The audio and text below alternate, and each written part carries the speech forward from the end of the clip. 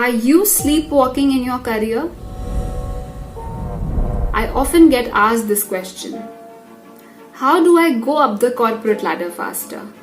How do I become more successful in my career?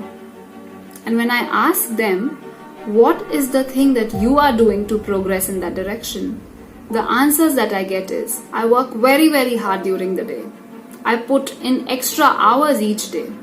I do whatever the boss says. And sometimes people will tell me that they sacrifice their personal time. They work even on weekends. They don't take vacations. And so on and so forth. And when I ask them, have you made a career plan for yourself?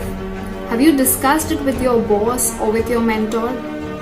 Have you figured out what new skills you want to acquire and how are you upskilling yourself? Are you excited to go to work? And most importantly, are you passionate about the work that you do? Unfortunately, most of the times, the answer to all these questions is no. They get their answers right there, what they need to do to succeed in their career. So my question to you today is, what are you doing as the leader of your life to succeed in your career? Or are you sleepwalking in your career? Do let me know in the comments below.